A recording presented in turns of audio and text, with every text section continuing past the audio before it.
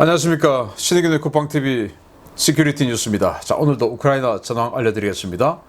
자, 우크라이나의 공격 범위가 점점 넓어지고 있죠. 그래서 크림반도, 또 벨고로드주, 러시아 본토인데요. 벨고로드주, 그 내륙까지 공격을 했었습니다. 물론 우크라이나는 누가 공격했는지 모르겠다 그러고 있지만 핵 맞을까봐. 자, 이제 모스크바에서도 뭔가 일이 벌어진 것 같습니다. 모스크바에 어마어마한 대폭발이 일어났습니다. 그리고 검은색 연기가 아주 크게 치솟았는데, 검은색 연기가 치솟는다는 것은 뭔가 화학물질이 있다라는 말 아니겠습니까?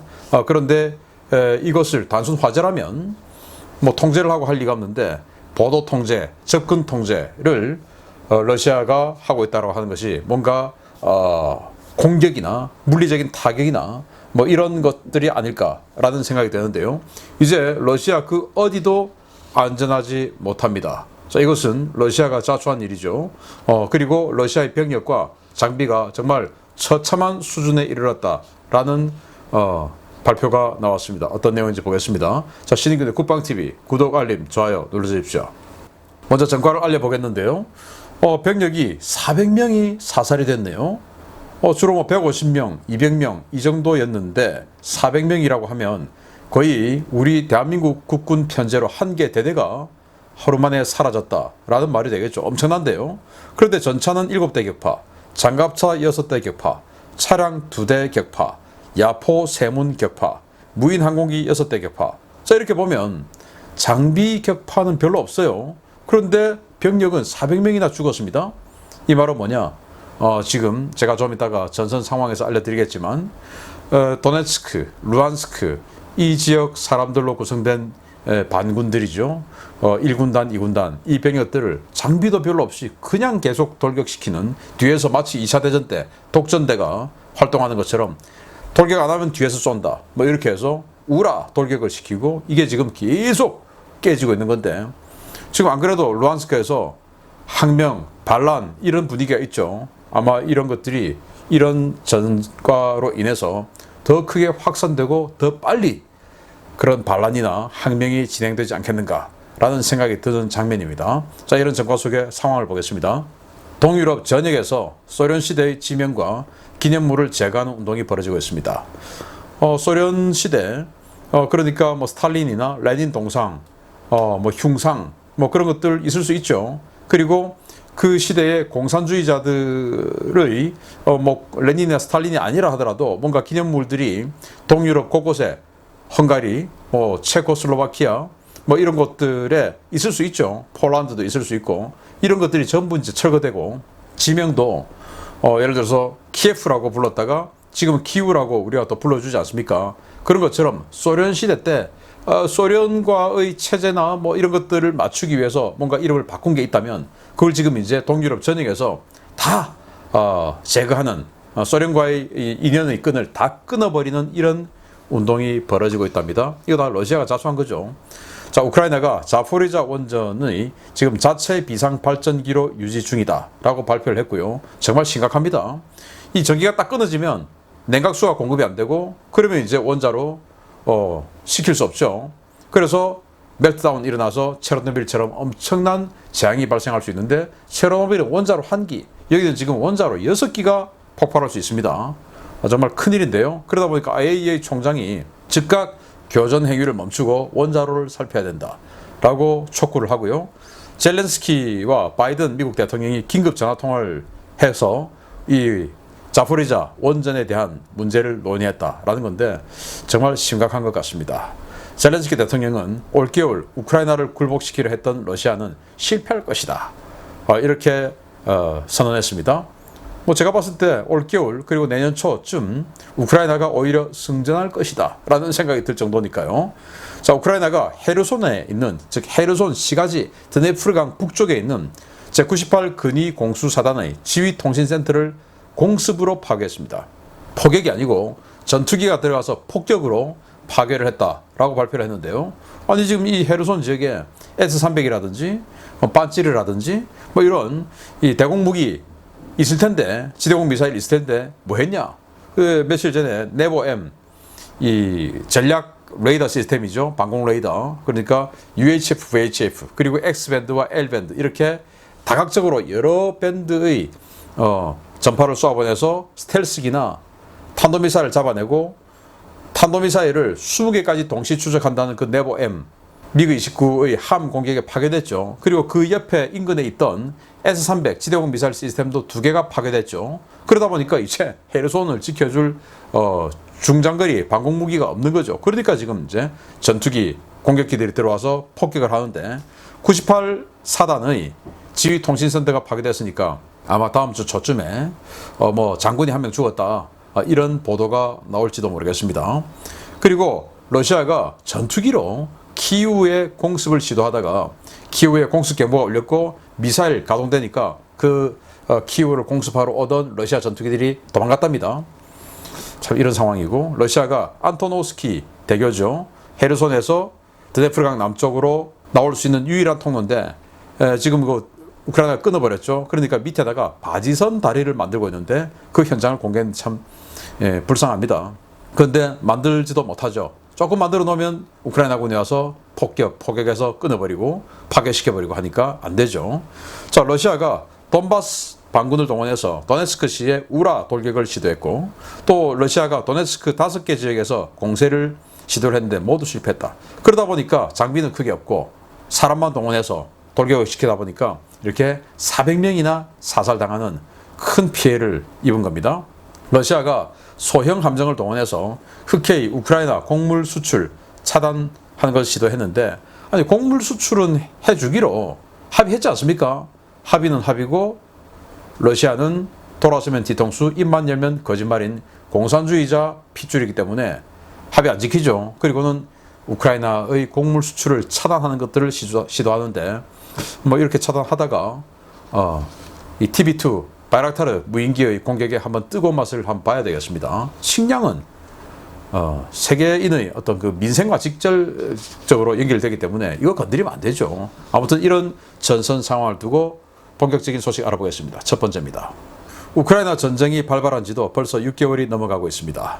러시아군이 전사자 숫자에 대해 철저하게 함구하고 있는 가운데 양측의 전사자와 부상자 규모에 대한 고위급 관료의 공식 언급이 나왔습니다.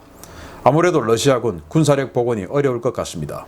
지난 2월 24일 개전 이후 8월 23일까지 6개월 동안 우크라이나군의 전사자는 9천여 명에 달했으나 이는 러시아군 전사자 숫자에 크게 못 미치는 수준이라고 발레리 잘루즈니 우크라이나군 총사령관이 현지 시각 8월 25일 발표했습니다. 잘루즈니 사령관은 개전 이후 용감하게 싸운 우크라이나군 장병들은 약 9천여 명이 명예롭게 전사했고 침략자들의 전쟁 범죄 행위로 무고한 민간인 5,587명이 죽고 7,890명이 다쳤으며 660만 명이 집을 잃었다 라고 밝혔습니다. 우크라이나 총참모부는 전사자 가운데 약 3분의 1이 지난 5월 말부터 7월 초까지 진행된 세베로도네츠크 전투에서 발생했다고 밝히고 있는데요.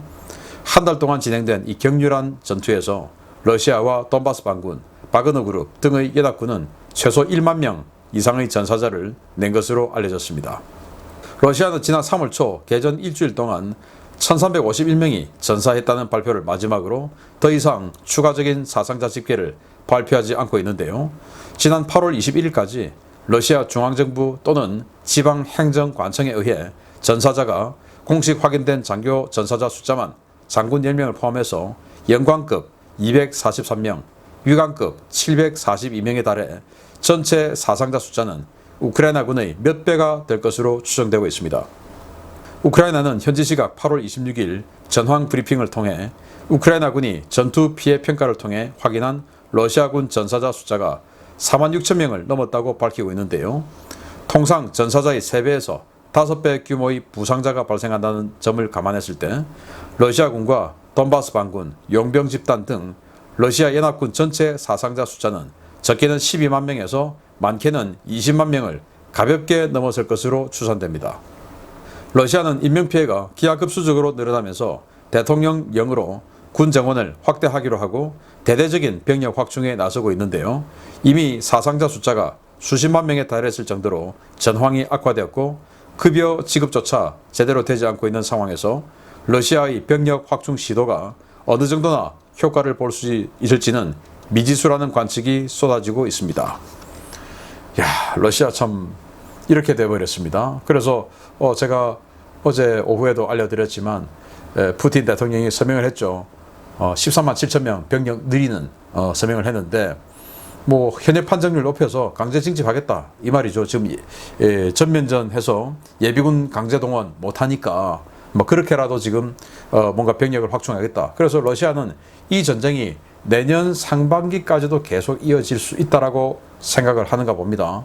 정말 그렇게 되면 세계의 불행이 아닐 수가 없는데요. 왜냐, 그 병력 13만 7천 명 늘리는 것이 내년 1월 1일부터 발동이거든요. 그래서 내년 초에 병력을 대거 추가 증원해서 이 전선에 뭐 숙달되지 않은 신병들을 집어넣겠다.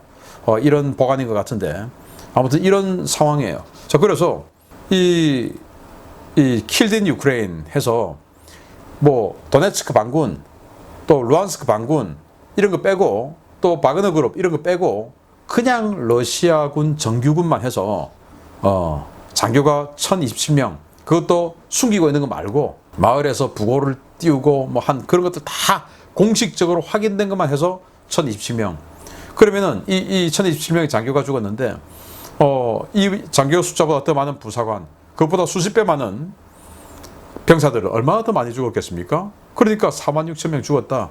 이 말이 거짓이 아니죠. 물론 그 4만 6천 명에는 바그너 그룹, 루안스크, 도네츠크 이 반군들도 포함되어 있으니까 이 거짓말 아닌 겁니다. 이런 상황에서 또 장비는 또 얼마나 이렇습니까? 러시아가 아미 202 해서 이 모스크바에서 세계 좀 불량 국가들 모아놓고 방산 전시회 했죠. 그때 이 특수군사작전, 즉 우크라이나를 침공해서 우리 이러이러한 전과를 올리고 있어 해서 그 특별 부스를 만드는데 그 부스를 보고 이제 우크라이나가 열받아 버렸죠. 그래서 키우 시내 도로에다가 이렇게 탱크들하고 장갑차, 뭐 자주포, 트럭 쫙 늘어났는데 그 길이가 무려 1km 넘었다고 해요. 그게 뭐냐? 이번 전쟁을 통해서 노획한, 파괴시킨 러시아군 무기들을 1km나 늘어났다는 겁니다. 니들은 겨우 부스 하나 만들었지만 우리는 이 정도야 라고 한 것이죠. 스케일이 정말 다릅니다. 이 멀쩡하게 생긴 T-80 전차인데 이런 것들이 이렇게 지금 많이 노획돼서 왔네요. 아무튼 이런 상황이다. 그래서 병력은 병력대로 완전히 작살이 나고 또 이 장비는 장비대로 완전히 고갈이 되고 이런 상황이 되는데 그 장비 고갈의 데이터 알려보겠습니다. 현재 러시아군은 가장 큰 문제가 무엇이라고 콕 집어 말하기 어려울 정도로 총체적인 난국에 빠져 있습니다.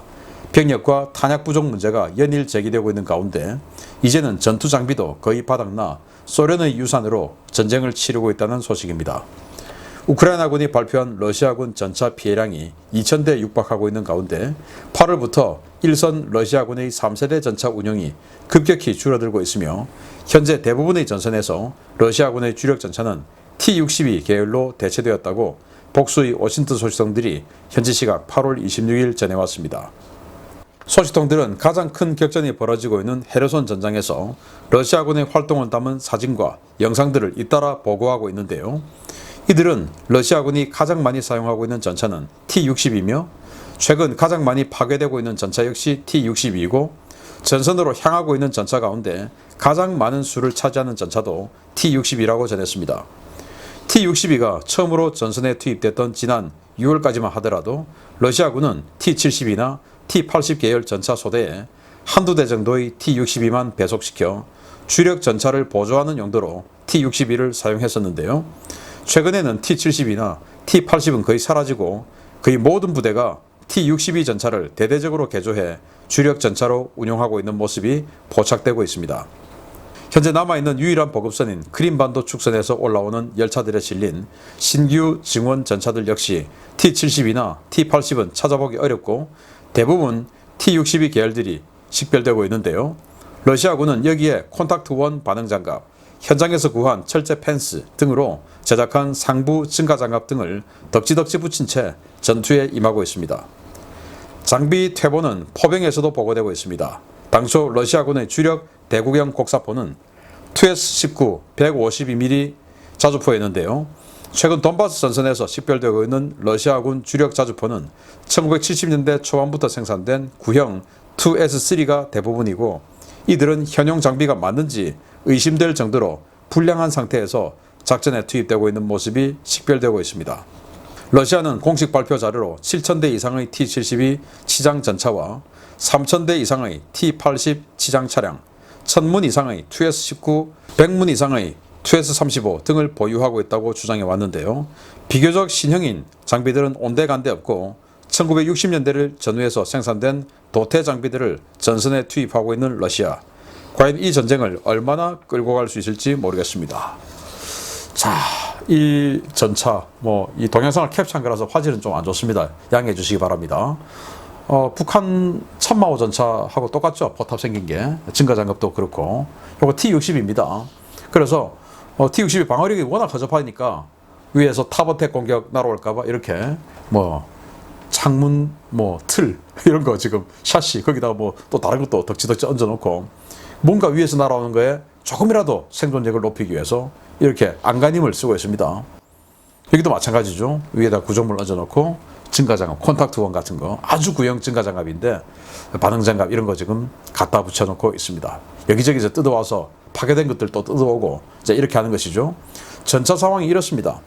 자, 그런데 추가로 증원되어 오는 전차가 여기가 지금 러시아 본토에서 크림반도를 잇는 케르치 대교입니다. 케르치 해협 위에 있는 케르치 대교. 이거 러시아가 만든 다리예요. 여기에 지금 열차를 통해서 뭔가 전차들이 쫙 지나가고 있는 걸 인근에서 지나가던 차에서 지금 찍은 사진인데 요 실루엣 T-60이죠. 지금 그래서 헤르손 지역으로 또 돈바스 지역으로 증원되어 들어가는 전차들도 전부 T-60인 겁니다. 이제는 T-72, T-80 이런 3세대 전차 없어요. 3세대 전차는 뭐냐? 달리면서 쏠 수 있는 기동간 사격을 할 수 있고 야간전 능력이 있는 게 3세대 전차인데 지금 이렇게 러시아군의 전차는 이제 1960년대에 생산된 T-62밖에 없다고 한 것은 러시아군은 밤에는 탱크로 전투를 못해요. 이제는 야간전 능력이 없으니까 적외선 탐지 장비가 없고 하니까 안 돼요. 적외선 조준 장비가 없어요. 그래서 야간에는 포를 쏠 수가 없어요. 그리고 달리면서 쏠 수가 없고 쏠려면 포를 쏠려면 그냥 서야 됩니다. 서면 맞죠. 서면. 예. 그러니까 이제는 또 서면 맞는데 워낙 또 장갑이 얇으니까 대충 맞아도 또 죽죠. 그러니까 이런 전차를 가지고 싸워야 되는 러시아군. 이게 북한군도 아니고 북한군 딱 요 수준인데. 자, 그러면 포는 어떠냐? 저는 이 사진을 보고 충격받았습니다. 이게 세계 랭킹 2위라고 하던 러시아군이냐. 자, 이 자주포가 1970년대 만든 2S3라고 하는 아주 구형 자주포인데요. 이 자주포의 포신 한번 보십시오. 포신 머즐 브레이크하고 여기에 녹이 잔뜩 쓸어 있습니다. 그리고 포신 내부 살짝 보이는데 여기 지금 벌겋게 녹이 쓸어 있죠. 그리고 포신 하부 여기도 지금 녹이 쓸어 있죠. 녹이 잔뜩 쓸어 있는 포신을 제대로 정비도 하지 않고 지금 전투에 투입하고 있는 겁니다. 이 포신이 녹이 쓸어 있으면 어떻게 되냐?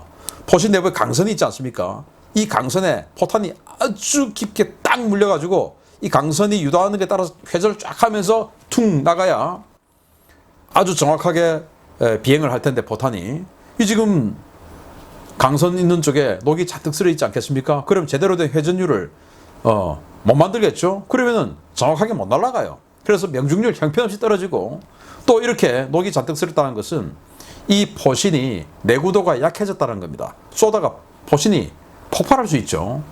그래서 명중률 전혀 담보할 수 없는 이런 포신 이거라도 갖고 와서 포울이 있다라는 걸 보여주기 위함인지 이 상황이 지금 러시아의 상황이다. 이게 이기겠습니까? 못 이기죠. 그런데 지금 우크라이나는 ATACMS 들어가고 이제는 공중발사 유도 무기들 마구마구 들어가는데 이기겠냐? 못 이기는데 이제는 모스크바까지도 위험해졌다. 보겠습니다. 지난 8월 23일 모스크바 한복판에서 폭사한 푸틴의 브레인 알렉산드르 두긴의 딸을 추모하는 러시아의 관제 연결식이 모스크바에서 대대적으로 벌어진 직후에 행사장 인근의 창고에서 대규모 폭발이 발생했습니다. 러시아 당국이 수사에 나섰는데 현지에서는 반정부 세력의 사보타주 공작이 본격화되는 것이 아니냐라는 관측이 쏟아지고 있습니다. 모스크바에서 현지 시각 8월 24일 새벽 모스크바 남부 체르타노보노 지역의 미식별 창고에서 대규모 연쇄 폭발이 발생해 이를 진화하던 소방관 1명이 사망했다고 현지 오신트 소식통들이 8월 26일 밝혔습니다. 크렘린에서 남쪽으로 약 10km 떨어진 곳에 위치한 해당 창고는 소유주가 확인되지 않은 대형 창고였는데요. 첫 폭발 직후 연쇄 유폭이 발생했지만 새벽 시간대여서 사상자는 발생하지 않은 것으로 전해졌습니다. 모스크바 소방당국은 폭발 신고를 접수한 직후에 소방대를 보내 진화를 시도했지만 창고 내부에 인화성 물질이 다수 보관돼 있어 유폭과 유독가스 위험 때문에 진화가 어렵다고 밝혔습니다. 폭발과 이로 인한 화재는 당일 정화가 되어서야 완전히 진화된 것으로 전해졌습니다. 러시아 보안당국은 이번 사건이 단순 화재일 가능성과 누군가에 의한 의도적인 사보타주일 가능성 모두를 염두에 두고 수사를 진행하고 있는데요. 당국은 사건이 우크라이나 독립기념일인 8월 24일에 맞춰 일어난 점, 최근 푸틴을 겨냥한 체제전복 활동을 선언한 범야권 세력의 사보타주 경고 직후 발생한 점 등을 감안해 이번 사건이 의도적인 폭발물 설치에 의한 것인지 여부를 집중적으로 살펴보고 있습니다. 한편 러시아 당국은 알렉산드르 두긴의 딸을 죽인 범인이 반체제 단체가 아니라 우크라이나 여성 공작원이라며 우크라이나에 대한 보복 공격을 예고했는데요. 크렘린이 눈에 보이는 가시거리 내에서 발생한 새벽의 폭발을 보니 이제 모스크바도 더 이상 안전지대는 아닌 것 같습니다. 이렇게 엄청난 폭발, 시커먼 연기 이런 것들이 나요. 자, 여기 큰 창고인데 이 시커먼 연기가 난다는 건 화학물질이 있다는 것이고 또 유폭이 났다는 겁니다. 여기가 크렘린궁하고 거의 한 10km. 근데 평지니까 아마 새벽 시간이었으니까 소리도 들었을 것이고 이 화염도 보일 겁니다. 푸틴 대통령이 어떤 생각을 했을까요? 자, 위치를 한번 보시게 되면 여기가 크렘린궁인데 거의 정남쪽으로 이 지역입니다. 여기에서 발생을 했고 10km 지점에 그러면은 이게 도대체 누구냐? 또 시기는 또 뭐냐? 시기가 알렉산드르 두긴, 그러니까 푸틴의 정신적인 어떤 그 사상적 배경을 이룬 스승이라고 하는 알렉산드르 두긴을 죽이려고 했다가 딸이 죽었죠. 그 딸의 국가적 연결식이 있었던 거의 뭐 국장 같은 그 바로 몇 시간 후에 8월 24일로 접어든 딱 그 새벽 시간에, 그 8월 24일은 또 우크라이나의 독립기념일이죠. 그런 시기에 폭발이 일어났다. 이게 뭐 담뱃불 화재겠습니까? 또는 러시아가 주장하는 뭐 자동차 이 유리가 햇빛에 맞아서 렌즈 볼록 효과에 의해서 불이 났겠습니까? 아니겠죠. 왜 러시아에서 폭발이 일어나면 담뱃불은 그렇게 크게 폭발이 날까요? 우리나라는 안 그런데. 그래서 이게 반체제 인사들의 사보타주 또는 우크라이나 공작원들의 사보타주 테러일 수 있는데, 자, 이렇게 되면 이제 앞으로 모스크바에서 또 푸틴이 이동하는 동선에서 이런 폭발이 계속 일어날 가능성이 큽니다. 이제 정말 푸틴 정권을 향한 공격 행위가 아주 본격화되는 시점인 것 같은데, 괜히 전쟁을 잘못 일으켜서 6개월 만에 이제 이런 상황이 벌어지게 되었습니다. 지난 몇 년 동안 모스크바에서 폭발이 일어났다. 뉴스 보신 적 있습니까? 없죠. 근데 이게 일어난 게 우연이겠습니까? 아니죠. 누구도 아니라고 생각하시겠죠? 그러면 이제 안전하지 못한 겁니다. 자, 모스크바. 이러다 보니까 언론 통제하고 접근 통제하고 하는데 이런 것들이 알려지면 곤란하다라고 생각하니까 언론과 접근을 통제하고 있는 것이죠. 우리 언론은 지금 안 나오지 않습니까? 통제를 하니까 안 나오는 것이죠. 우리 언론들 뭐 전부 다 리아 노보스티나 이런 관제 러시아 이 통신사들 기사 받아 적다 보니까 러시아 통신사에 안 나오니까 안 내보내죠, 이거를. 이런 상황입니다. 지금 모스크바가 긴장하고 있다는 겁니다. 크렘린이. 앞으로 계속 어떻게 이 불똥이 확확 번져나갈지 지켜보도록 하겠습니다. 그리고 알려드리겠습니다. 마치겠습니다. 감사합니다.